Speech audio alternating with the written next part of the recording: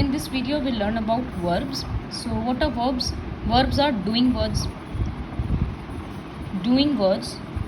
और action words. जिस word से किसी एक्शन का, किसी काम का होने का पता चले तो वो वर्ब्स होता है, वो वर्ब होता है. सपोज आई ईट फिश, तो इसमें ईट वर्ब हो गया. Rana loves car, loves is the verb here. The sun gives heat and light, so gives is the verb here. So the words which tell us about what is the action, that word is called action word or verb. So actually this worksheet is from here. My brother broke the flower vase. So what did my brother break? Brother से क्या टूटा था? Flower vase. So here you'll have to write the flower vase, which is already written. Suppose question 3. What did Sagarika pluck? Sagarika plucked the flowers. तो वो क्या pluck की? The flowers. So here you'll have to write the flowers. What does the sun give? The sun gives heat and light. So you will write heat and light here. So like this you'll have to do the worksheet. From these sentences you have to write the answers. Now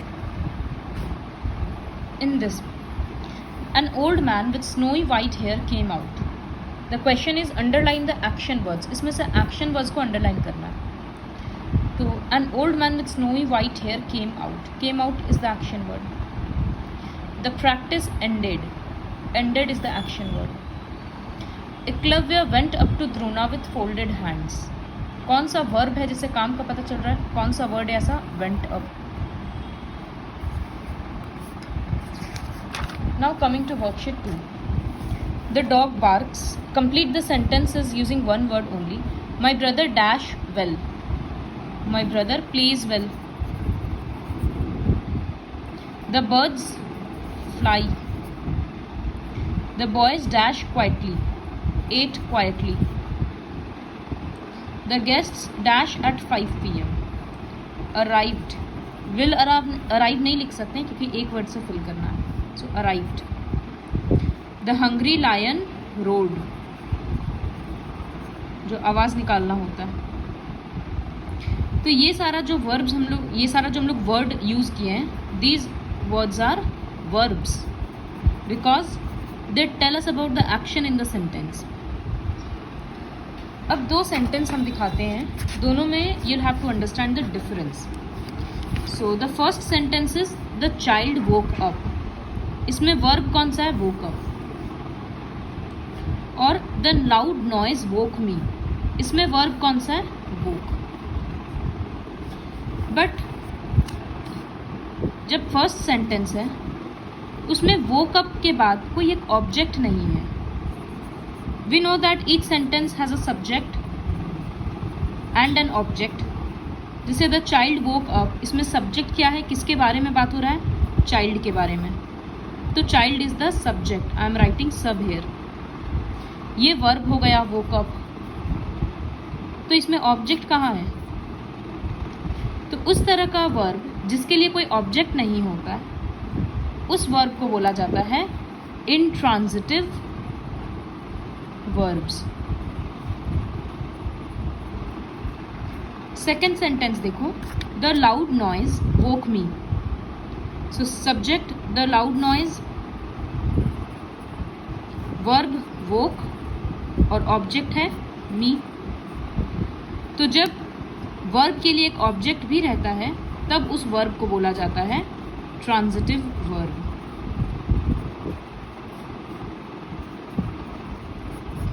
So, जब कोई verb आ रहा है पहले ये देखो उसमें object है या नहीं है. जैसे शी sang very well.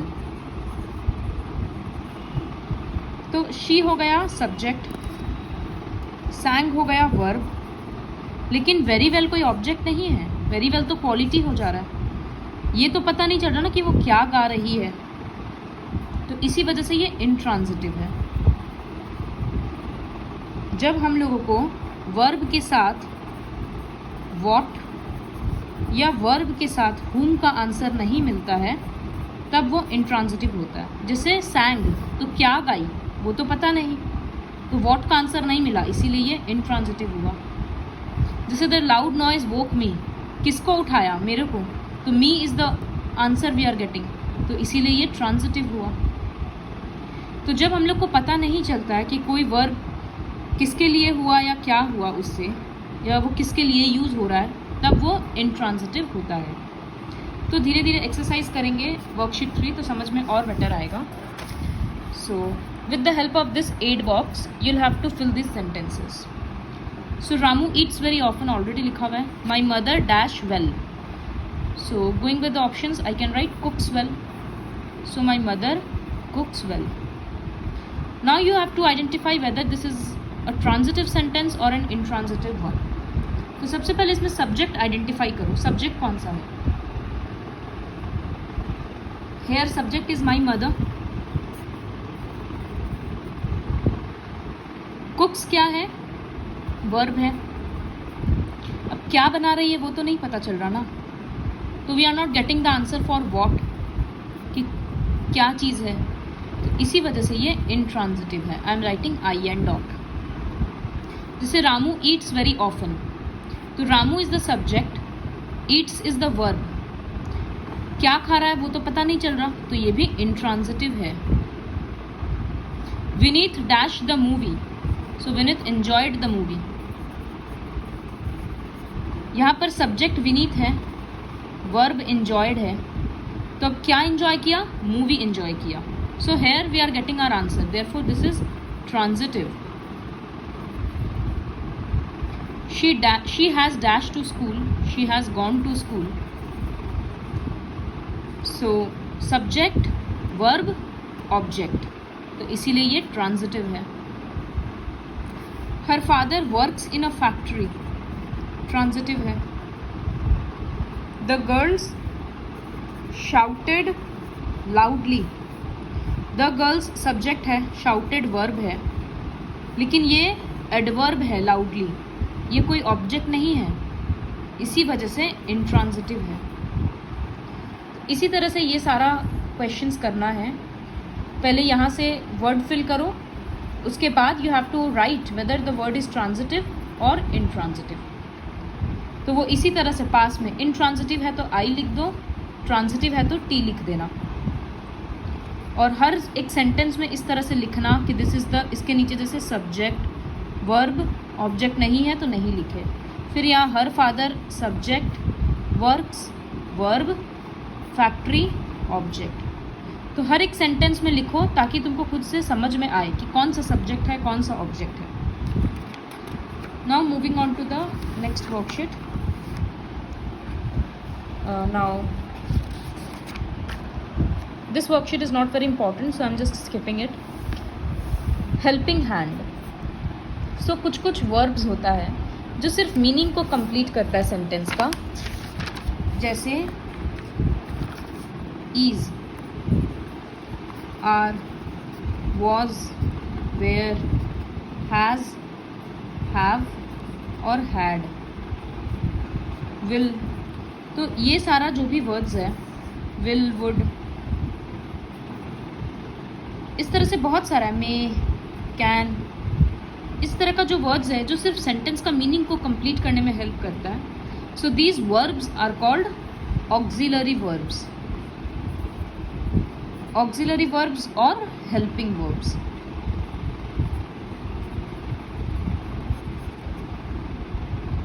तो कौन सा चीज़ कहाँ यूज़ होता है, ईज हम लोगों को पता है, ईज और आर प्रेजेंट टेंस में यूज़ होता है, इज सिंगुलर के साथ, आर प्लूरल के साथ। वॉज या वेयर पास्ट टेंस में यूज होता है, सिंगुलर और प्लूरल के साथ। हैज़, हैव और हैड कब यूज होता है ये तुम लोगों को लिखना पड़ेगा यहाँ पर। जब हैज़ यूज होगा ही, शी और इट के साथ, और हैव यूज होगा विथ आई और प्लूरल। एक्सरसाइज करने से समझ में आएगा। जैसे my parents dash going to a party, तो इज या आर, पेरेंट्स है तो are. My sister dash not like dogs, तो अच्छा डू भी होता है आई या प्लूरल के साथ, और डज भी होता है ही, शी या इट के साथ। तो माई सिस्टर थर्ड पर्सन है, इसी वजह से डज यूज हुआ। I dash done my work, तो हैज़ या हैव, देखो यहाँ लिखा है कि आई के साथ हैव यूज होता है, तो इसी वजह से I have. The children was या वेयर, तो चिल्ड्रेन प्लूरल है तो इसीलिए were. My mother third person है, शी, देयरफॉर उसके साथ हैज़ यूज हुआ है, my mother has. My brother was या वेयर, वॉज सिंगुलर है। माई फादर इज या आर, फादर सिंगुलर है तो इज है। इज आर और वॉज और वेयर वो तो ईजी है, बट हैज़, हैव और डू और डज ये रूल ऐसे ही बुक में लिख लो, क्योंकि ये थोड़ा समझने में टाइम लगेगा, लर्न करने में। So all these words are called, which we have used to fill in the blanks, are called helping verbs or auxiliary verbs. Now the next exercise, you don't have to do this exercise, but the next exercise is very important, which is this. Use each of the verbs given first as transitive and then as intransitive. तो वो कैसे होगा? Suppose I am telling a verb, right.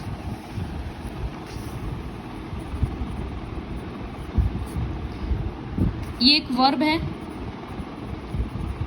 अब इससे दो sentence इस तरह से बनाना है कि एक सेंटेंस ट्रांजिटिव हो और एक सेंटेंस इंट्रांजिटिव हो। तो ट्रांजिटिव के लिए हमको क्या सोचना होगा कि पीछे में एक ऑब्जेक्ट भी होना चाहिए। तो I write poems very well, तो यहाँ पर क्या हो गया? I is the subject, right is the verb, poems is the object. तो सब्जेक्ट वर्ब ऑब्जेक्ट हो गया, इसी वजह से ये ट्रांजिटिव हो गया। इसी को जब इंट्रांजिटिव में यूज़ करना है तो आई राइट वेरी वेल, तो इसमें क्या हुआ? आई सब्जेक्ट तो हो गया, राइट वर्ब हो गया, लेकिन कोई ऑब्जेक्ट नहीं है। वेरी वेल तो क्वालिटी हो गया, तो इसी वजह से ये इंट्रांजिटिव है। तो यहाँ जो भी वर्ड्स दिया हुआ है, जैसे स्पीक, स्टॉप, फ्लाई, ब्रेक, उसको इसी तरह से यूज़ करना है।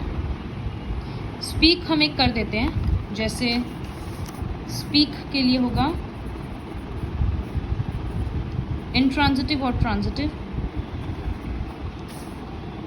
Suppose I speak fluently, fluently मतलब एकदम अच्छे तरह से। तो आई सब्जेक्ट हो गया,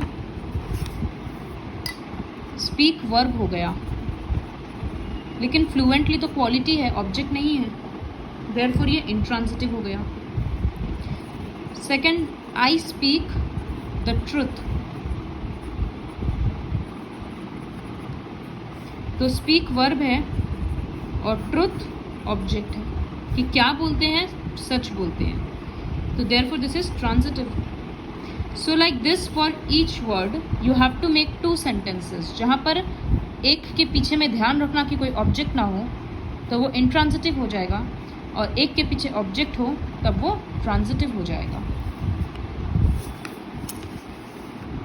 सो like this you'll have to complete speak, stop, fly and break. Now second, rewrite the following sentences choosing the correct verbs from the brackets. The teacher dashed the children a story, told.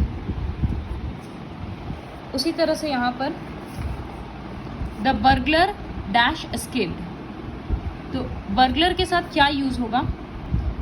has या have। So I've told you, जब third person होता है तो has use होता है, so the burglar has escaped। This information is या are important.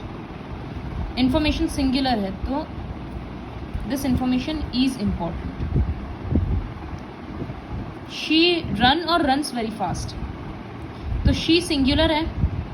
ये बात याद रखना कि शी डैश वेरी फास्ट. तो तुम्हारे पास दो ऑप्शन है, रन या रन्स. तो जब वर्ब में एस लग जाता है तभी वो सिंगुलर होता है, और ये बिना एस के ना, इसका मतलब this is the plural form. तो शी सिंगुलर है, उसके साथ तो सिंगुलर फॉर्म लगेगा, मतलब रन्स लगेगा. इसी तरह से लव और लव्स, तो लव्स सिंगुलर फॉर्म है, उसमें एस लगने के बाद वर्ब सिंगुलर हो जाता है. Now next is Sheela has dash a book. तो ये याद रखना होगा कि हैज़ के बाद कभी भी प्रेजेंट फॉर्म नहीं बैठता. हैज़ हैव के बाद कभी भी प्रेजेंट फॉर्म नहीं बैठता, तो राइट नहीं होगा, इसी वजह से रिटन होगा. राघव हैज़ विन और वन द ट्रॉफी. तो वही बात है कि हैज़ के साथ प्रेजेंट फॉर्म तो नहीं जाएगा, तो इसी वजह से one the trophy. The debate dash interesting. This question you can do. So next questions you'll try on your own. Now coming to question number 4. Underline the verbs in the following passage. Helping verbs. The day was bright. So was. Children were playing cricket. Where. The helping verbs क्या था? Is, are, was, where. So वो सारा use करना है. So this is how you'll complete the whole worksheet, whole chapter.